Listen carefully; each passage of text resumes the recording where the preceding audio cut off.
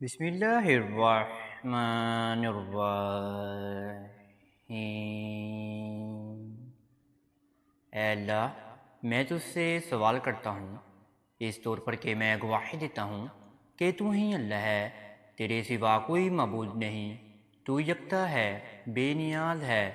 جس کی تو نہ ہی کوئی اولاد ہے اور نہ ہی تو وہ کسی کی اولاد ہے اور اس کے جوڑ کا کوئی نہیں۔ میرے پیارے معزز ناظرین و سامعین، آپ سب کو سب سے پہلے صوفی اسلامی ٹی وی کی جانب سے السلام علیکم، اور میں یہ امید کرتا ہوں کہ آپ سب اللہ رب العالمین کے حفظ و ایمان میں ہوں گے۔ میرے مسلمان بہن اور میرے پیارے بھائیوں اور میرے پیارے ناظرین، آج آپ کے سامنے ایک بہت ہی پاورفل وظیفہ لے کر حاضر ہو چکی ہیں۔ یہ وظیفہ میری وہ پیاری بہنیں اور میرے وہ پیارے بھائی ادا کر سکتی ہیں جو اپنی بیوی کی وجہ سے پریشان ہے اور بیویاں اپنے شوہر کی وجہ سے پریشان ہیں۔ یہ وظیفہ رمضان مبارک کے مہینے میں ادا کرنا ہے، اور یہ وظیفہ آپ نے خصوصاً یاد رکھنا ہے کہ آپ نے یہ وظیفہ دوسرے عشرے میں ادا کرنا ہے، یعنی کہ 11 رمضان مبارک سے لے کر 20 رمضان مبارک کے درمیانی وقت میں آپ اس وظیفے کو کسی بھی 4 دن میں ادا کر کے اپنے آپ کو فائدہ دلوا سکتے ہیں۔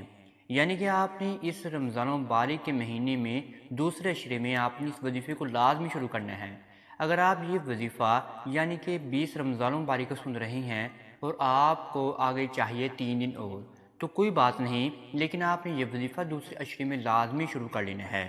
یہ وظیفہ رب العالمین کا بہت ہی پیارا نام یا حفیظو کا وظیفہ ہے، یعنی کہ سب کا محافظ اور حفاظت کرنے والا۔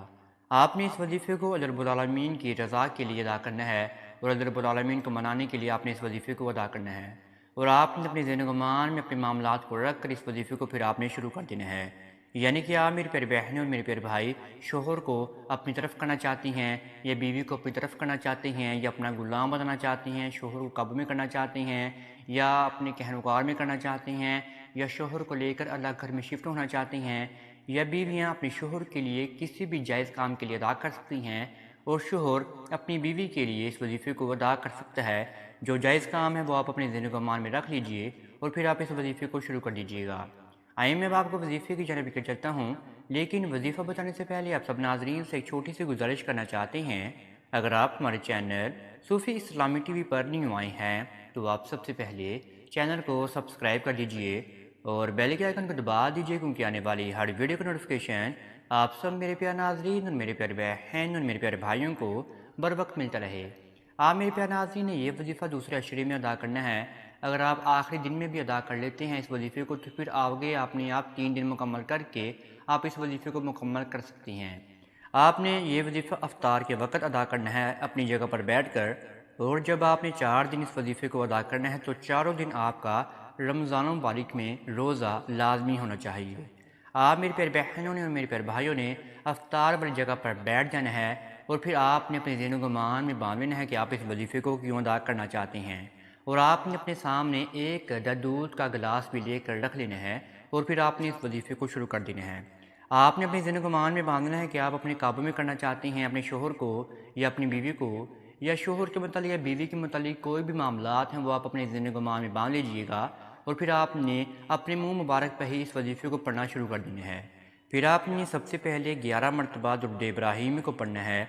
درود ابراہیمی آپ نے آہستہ آہستہ پڑھنا ہے، اس میں کسی بھی قسم کی زبر زیر پیش کی غلطی نہ ہو جائے۔ پھر آپ نے 21 مرتبہ اللہ رب العالمین کا یہ بہت ہی مجرب نام پڑھنا ہے، یا حفیظو،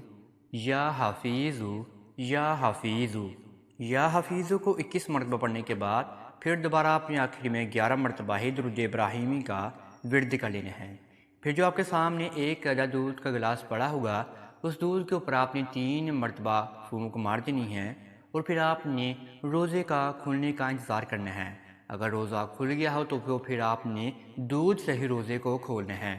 اور پھر آپ میرے پیارے بہنوں نے اور میرے پیارے بھائیوں نے اپنی بیوی کو اور اپنے شوہر کو تصور میں ہی 3 مرتبہ پھونک مار دینی ہے آنکھیں بند کر کے، اور پھر آپ نے رب العالمین کی جانب دعا کے لیے ہاتھ اٹھا کر آپ نے اپنے معاملات کو رب العالمین کے سامنے گوش گزار کر دینا ہے۔ یعنی کہ روزہ کھلنے کے بعد ہی آپ نے دعا رب العالمین سے مانگنی ہے۔